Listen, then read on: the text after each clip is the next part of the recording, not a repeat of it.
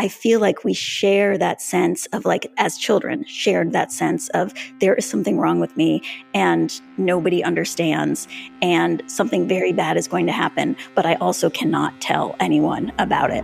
Do you like books? I'm outlining a new writing project. Who wrote this book? Read it. Reread it. Sometimes I'd write something. What are you writing? Have you written anything lately? I'm Amanda Stern, and this is Bookable. On today's show, do you have a secret?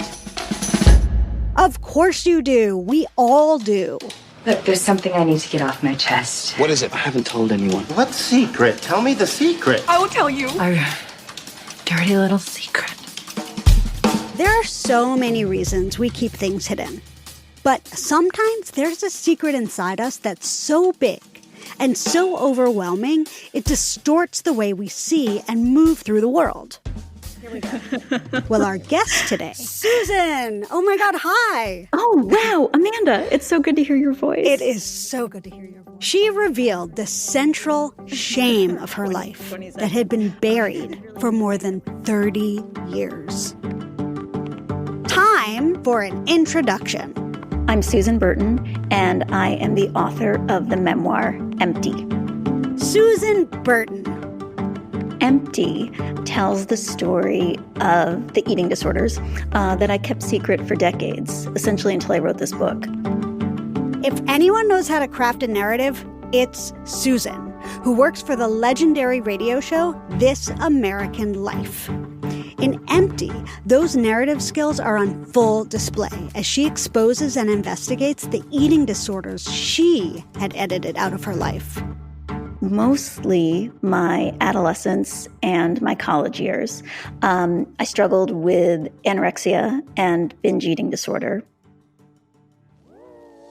As I was reading Empty, I felt a real kinship with Susan because despite not suffering from an eating disorder, I too kept a childhood secret until I was an adult. An undiagnosed panic disorder. Something was wrong with me, but I didn't know its name. So as a consequence, I developed unhealthy coping strategies, some of which overlapped with Susan's. I write about those in my own book, Little Panic. It's something I really connected with in your book too. Like at one point you talk about, so you pretend to be somebody else, kind of in order to keep yourself safe. But then people start believing that you're that person. And then you're like, no, I'm actually not that person. But it feels too late to change or too impossible. But then it's scary that you're not being seen. So it's like you've created this mask so that nobody will see you. But then it's frightening because nobody knows the real you. I just, really connected with that. Yeah. Oh, good. From Empty, page 103.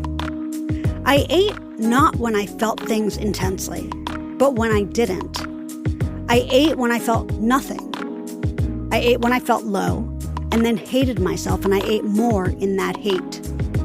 If I could just sustain heightened feeling of any kind, would I not have to do this? Not have to eat? Even sort of before a food memory, I remember watching Captain Kangaroo, and there was this little song. It was like, if you can't see very clearly, then you must tell your doctor or your friend or someone you trust. And it showed like this blurry windshield. The image on the screen was meant to like reflect what the world would look like to a nearsighted child. And as soon as I saw that image, I was like, oh my God, that's what I see. That's what I have. So I was young enough to be watching Captain Kangaroo, which like came on in the morning. Like I must have been an afternoon preschool child actually. Anyway, but I was too scared to ever say that there was something wrong because that might make it true. Mm-hmm. And I think that like, I got my period when I was 10, and I had everything that went along with it when I was 10. I had hips and breasts and a waist, and other things too that aren't often mentioned in the same sentence. But I had discharge. I had womanly things happening to my 10-year-old body, and these things fit immediately into that category of things that are wrong with me that I can't tell anyone about. And they were also things I wanted to get rid of. And, the path from that to the eating disorder is a pretty straight arrow. Yeah. I mean, it's interesting. It really struck me when you mentioned how old you were when you got your period. And I would have been so alarmed, It's just so young to have something so adult happen. Mm-hmm. And it reminded me a bit about when your mom said, I might butcher it, but she said something like, I think you should ask yourself why you're trying so hard to be a child again. Mm-hmm. And, it's really struck me because when you were a child, you were preoccupied with rather teenage concerns about food, not to mention you got your period at age 10, all of which is to say that when you were a child, you were burdened by adult concerns. But when you think back to that comment now, how does it strike you? I mean, a couple things. Like, I was a little girl who felt just completely at home in that identity as a little girl. Like, I loved Annie. I loved Shirley Temple. I loved, the Kids' Choice Awards at the public library. Like, I was a little girl. So to be kind of jolted out of that at 10 and have my body saying that I was somebody other than a little girl was traumatic. And I think, when my mother made that comment, both in the moment, so my mother made that comment when I was 15 and anorexic for the first time, and both in that moment and now, I knew it had something to do with wanting to restore the world of my childhood, which meant my parents still married, living in like the perfect black shuttered house on the hill, even though the life in that house had been far from perfect. I think that that those were some of the things that I wanted to return to that life too. Mm-hmm. But I also think, but even what you said about being a little girl who was burdened by adult concerns, I do think that those adult concerns included my parents' pretty troubled marriage. That was like among the things that I hid, among the things that, same as with my body, I could never tell anybody that that I was clearly about to have a heart attack. I also could never tell anybody about the things that went on at home. But it wasn't like I had to decide not to tell. It was just so clear to me that those were things I would never say. From Empty, page 26. You're disgusting. You disgust me. The words were unsettling in their cruelty, but in their mystery too. What disgusted my father? Was it something about my mother's personality? Her shyness or hesitance? Some character weakness you could point to? Or the other possibility? My father was disgusted by my mother's body, and he had told her so. There were moments in the book that you mentioned that your father had issues with rage and that you overheard him telling your mother that she was disgusting. And immediately the way that your brain worked was that you wondered if he was disgusted by her body. And that reflex to go straight to the body seemed automatic for you. And I was wondering what the body represented to you at that time as a child. So what happened was I had a friend sleeping over. I was in 8th grade. I was 13. And we woke up early I woke up early on the floor of my bedroom in my sleeping bag next to my friend in her sleeping bag. And I heard, it's when people talk about their parents, they say my parents fighting, but that isn't actually the phrase, that applied. I heard my father berating my mother in their bedroom across the hall. And, part of me was worried that my friend was hearing too, but part of me was just so attuned to this electric thing that was happening across the hall that provoked so much for me. It was like a primal experience. It was such a familiar experience. And I couldn't hear a lot of specific phrases until I heard my father say to my mother, "You're disgusting. You disgust me." And then he left the room and he went downstairs, and I could tell he was in his running clothes. I heard like the swish of like his running pants, and he went out the front door. And in that moment, my head went immediately to, okay, if my father thinks my mother is disgusting, he thinks, it wasn't even like her body is disgusting. Like I went directly to the part I thought he found disgusting, which was her stomach, which she was self-conscious of. And thinking about that now, I mean, it's no surprise to me that, both that I developed an eating disorder and that the stomach, the abdomen would also be my fixation for decades. And to be perfectly honest, if there's one part of my body that I still struggle to have compassion for, it would be my stomach. But I also think something significant about that scene is that my father was going running.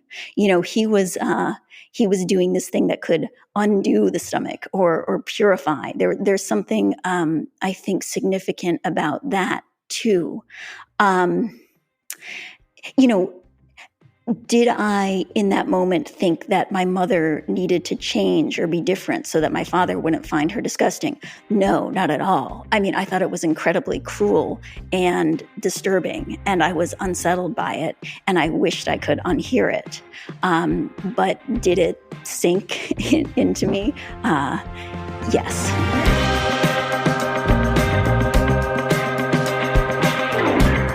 Time for a short break. When we come back, Susan faces another daunting challenge, revealing her disorders to the love of her life. Stick around.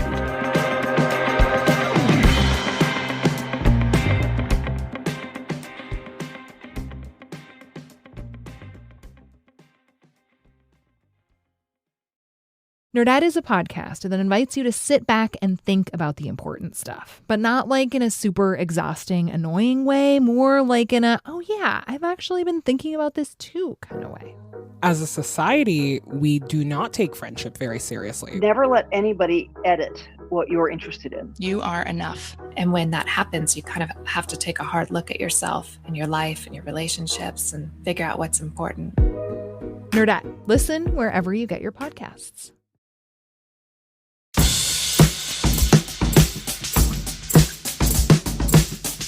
Welcome back to Bookable. I'm Amanda Stern, here with Susan Burton, author of Empty. You write a lot about, and I really connected to this, about intimacy and closeness with people and your friends and wanting to be, the one who was the most important or the best or the closest. And I was hoping that you could talk a little bit about how food provided the sense of connection or of intimacy that you wanted to feel. I think what food did is it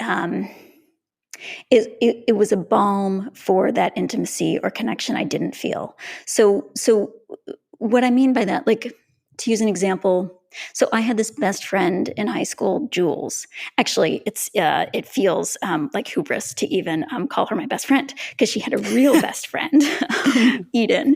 And but I was Jules's best friend senior year, and I always wanted like this just complete communion of souls with her, and I always felt like I wanted her more than she wanted me.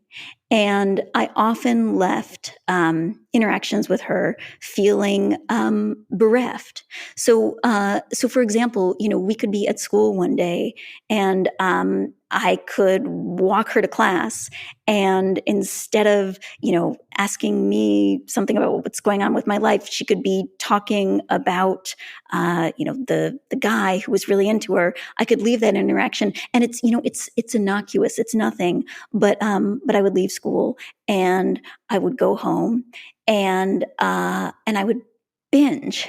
And In my head, it wasn't connected to whatever interaction I just had, but it made me feel something else other than the lack of that intimacy or connection I craved. When I was binging, there was only that. As long as there was food in my mouth, I didn't have to think. I didn't have to think about any loss or pain or longing.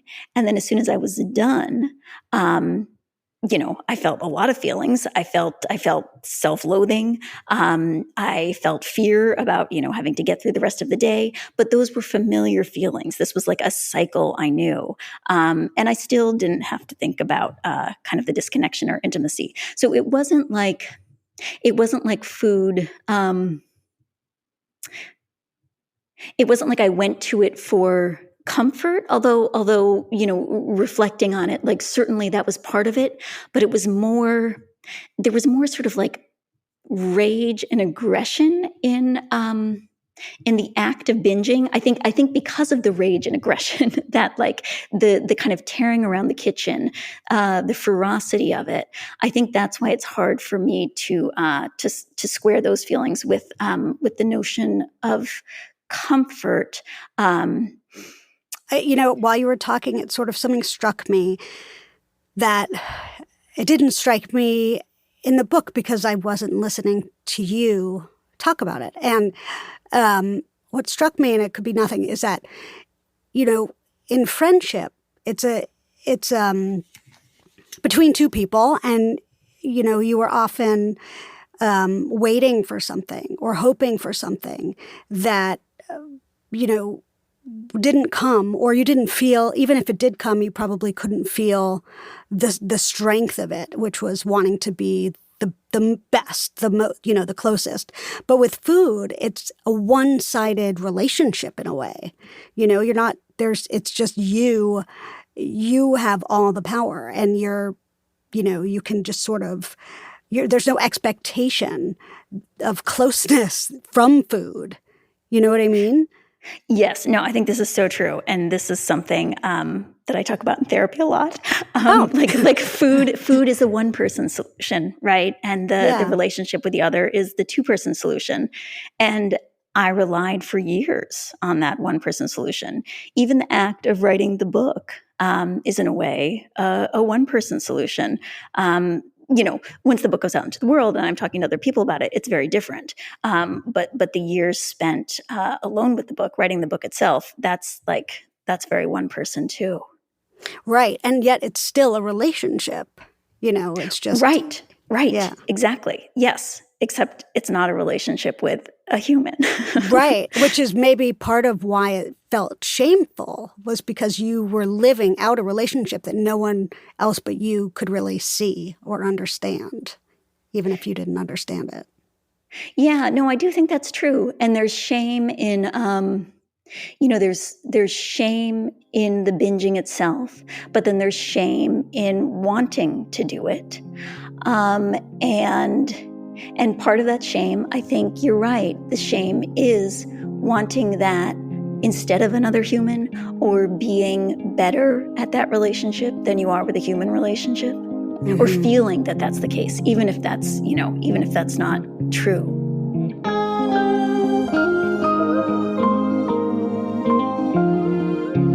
From Empty, page 271. Eating disorders are so profoundly a coping mechanism for failures in human relationships that to get over one, it's essential to strengthen the capacity to relate to another, which is a lot of what happens in therapy. Underneath my desire to tell was a desire to connect. Maybe the most important thing writing did was get me to start talking. My husband and I met when we were 17. We met in the dining hall freshman year, and we started dating when we were 20. And I didn't tell him about the binge eating, which was my big secret, until we were 45. I'd finished the manuscript. One evening, we sat down together at the dining room table, and I was like, this is the moment I'm going to tell him. And, it wasn't that it was no surprise to him that, it was a food secret, like issues around control and anxiety in relation to food had been, very present throughout the decades we were together. But the binge eating itself, I was so scared to tell him, because if he were to come to me and say, I have this secret to tell you, that I've kept from you for 25 years, like I would have a range of very complicated feelings. But he, the night it happened, like it was sort of like he didn't understand what binge eating was. Like I told him, I was like, so this memoir I've been writing, there's this secret part of it, and it's about binge eating. And he's like, I knew about that. And I was like, no, honey, no, you didn't. He didn't understand what binge eating was. And so I sort of had to explain it to him. And then he read the manuscript, and that was the process of him learning the secret. And me being able to talk about it has been incredibly transformative. It sounds like a cliche, but saying the thing that I thought could never be said has just allowed us to say so much more, to me to him and him to me too. There's like a new openness and vulnerability and a real newness, which has been amazing and invigorating. And for me, for somebody who, like we talked about earlier, had the one person solution, the turning to two, it's just an incredible sort of like rebuilding my faith in human relationships to have said this thing that I was so scared to say, and to like deepen our love for each other and our understanding for each other. So yes, that's been a really wonderful part of it, is sharing this with him. That's amazing. Yeah, it's incredible to me how confessing is, as a Jew, it feels weird to say, like, confession's the best. But, it is such a monumental part of healing and facing the thing that has shaped your entire life. It's true. And sort of, and understanding why it was a secret in the first place. You know what I mean? So it's like, there's like the unburdening, but then it was like, okay, so why did I feel the need to keep that a secret in the first place? And I think that is the next piece of it for me. And that is the piece that feels more kind of like deeply transformative than just saying it, than just telling. Susan Burton, author of Empty. It's published by Random House and is available now. Bookable is a production of Loud Tree Media. I'm your host, Amanda Stern, 5 feet tall and hiding one last secret. At the doctor's office, when they measure my height, I force them to round up. We're produced by me, Beau Friedlander, and Andrew Dunn, who also mixed and sound designed the show. Beau is Loud Tree's editor-in-chief.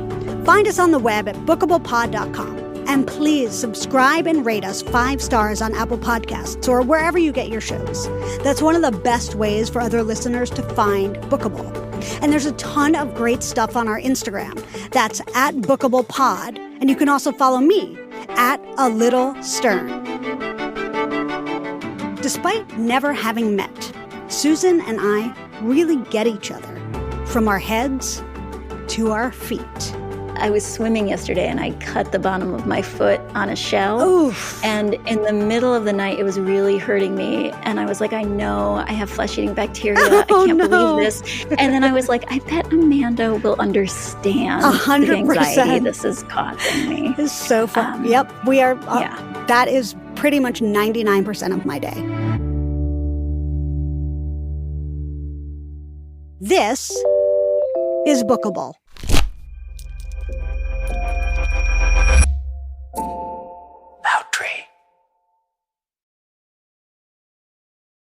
Hey, it's Amanda, and I want to tell you about a podcast I think Bookable listeners will want to check out. the #AmWriting Podcast. It's a show about the business and craft of being a writer, featuring straight-up advice from working writers in every genre, from freelancers to novelists. Hosted by best-selling nonfiction author Jess Leahy, former New York Times editor KJ Dell'Antonia, and best-selling romance author Serena Bowen, the #AmWriting Podcast explores the details of a writing career, from the cerebral to down and dirty topics like making sure we get paid. Past guests include Jennifer Weiner, Richard Russo, Celeste Headley, and one memorable incident in which KJ informed David Sedaris that he had just offered, quote, the very worst advice for writers ever, end quote. In over 250 episodes, the #AmWriting team has interviewed agents, editors, debut authors, and book coaches about their best practices and biggest failures, all in search of smart, actionable advice for writers at every stage of their careers. Find a new episode every Friday by subscribing to the show on Apple Podcasts or wherever you're listening to this show.